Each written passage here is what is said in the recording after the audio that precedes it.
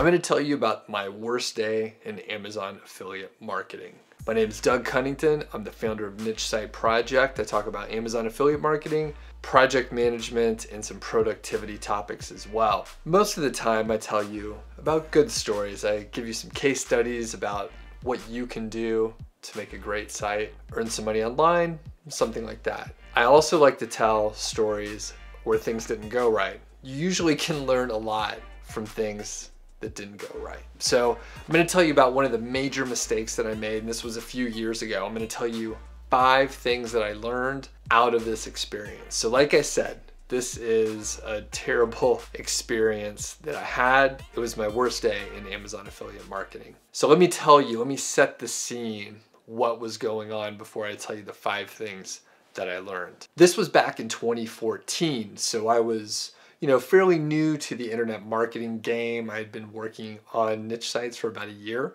I was working on 5 sites at one time, and I still had a corporate job. I was working as a project manager for a software company in the consulting division, and I was actually pretty busy with that job as well.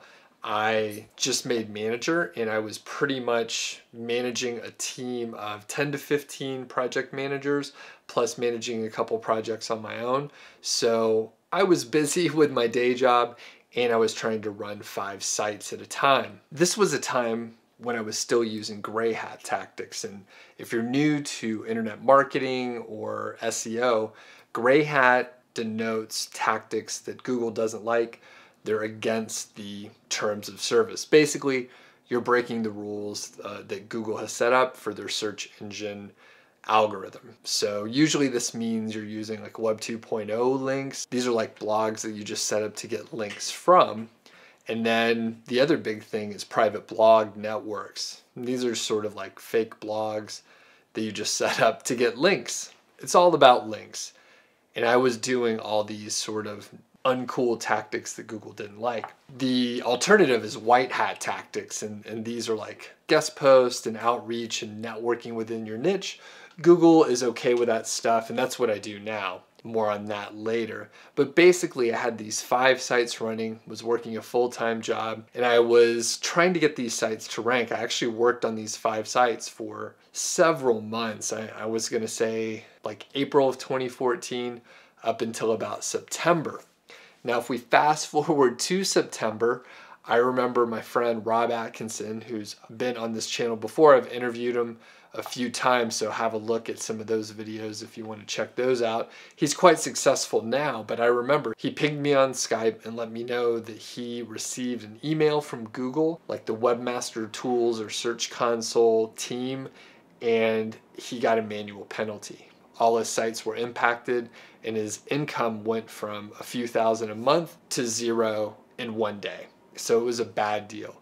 I felt really bad for him. He actually was just about to move to Thailand. He had recently quit his job, and then this came out of nowhere. Spoiler alert, Rob came out okay. He was able to get his income up to about $4,000 a month in about 4 or 5 months or so, and then grow it from there. Like I said, he's doing quite well, and I'll put a couple links for more recent interviews so you could just sort of hear about his success and see some of the coaching that we went through to help get his portfolio together. Back to the story, I got an email later on that day, or it may have been the next day, same kind of penalty. It was around I think thin content and potentially some unnatural link building. But it impacted all the sites. The revenue was super low in general, so it wasn't a huge financial impact directly, but I had been working on the sites for a long time, and it was all my effort for about 5 months, and it was gone overnight. So these sites had gray hat backlinks. It was Web 2.0 links and PBNs, as I mentioned, the private blog networks. And essentially there was nothing I could do. They were slowly improving in rankings, but at that point when we got the penalty in September 2014, we had a major issue. So here are the 5 things that I learned out of that terrible experience. Number 1, don't put all of your websites into WEBMASTER tools, or what's called the Search Console. If you put all your sites into the same account, if one of them has an issue, most of the time Google will go through your account because all the sites are right there together, and they will penalize each of them if there's anything weird going on. So don't put all your accounts in one area, or if something happens to one, you may have major issues and it will cascade and impact all of your sites. Number two, I don't like to be at that level of risk where everything can basically fall apart overnight. So that's one of the reasons I shifted over from gray hat tactics to white hat tactics. And the thing is, a lot of other people did the same thing at the same time. Spencer Hawes at Niche Pursuits, he actually, I think one of his most popular blog posts ever was about how he says, Google, you win, and I'm not going to do any gray hat tactics anymore. Something to that effect. And it was featured in several different places and referenced. So, it was a huge amount of traffic on Spencer's site because he got several sites penalized. It was a huge financial impact for him. I didn't have a huge financial impact, but it hurt me just the same. I invested probably $10,000 on those sites over the course of the 5 months and hundreds of hours, which is even more important than the money that I invested.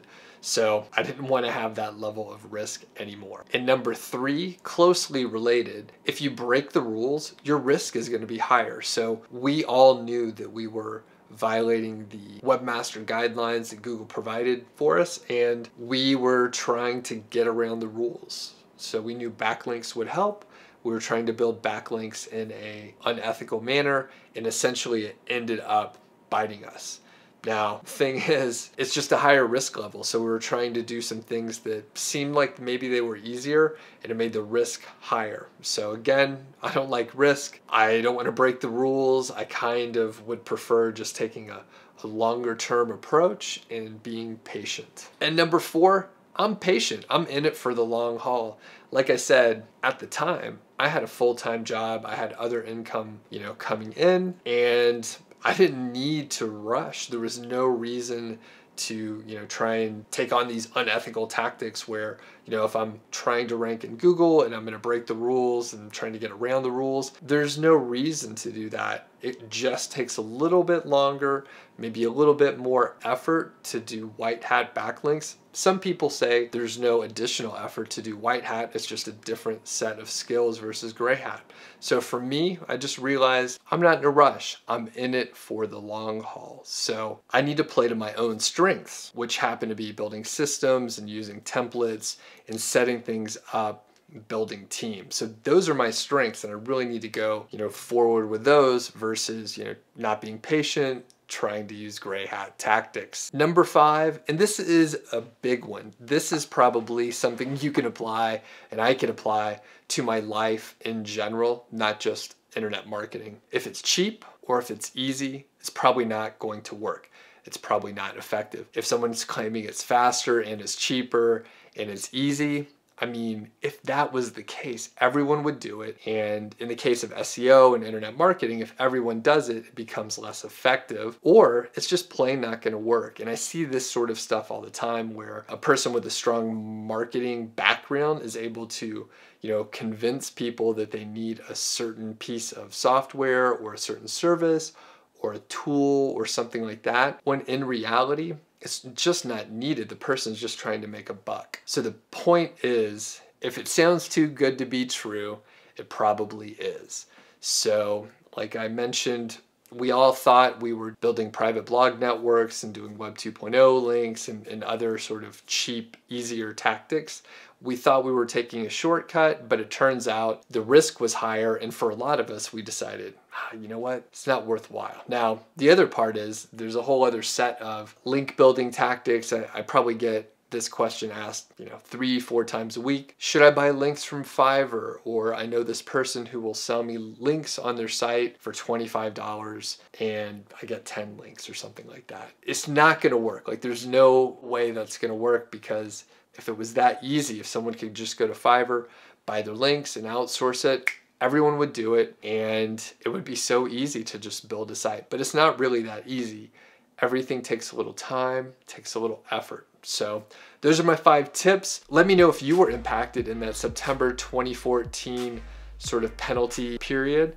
Let me know in the comments. Let me know if you came back or what your deal was. And then question of the day, do you like gray hat tactics or white hat tactics? Let us know in the comments below and let us know why.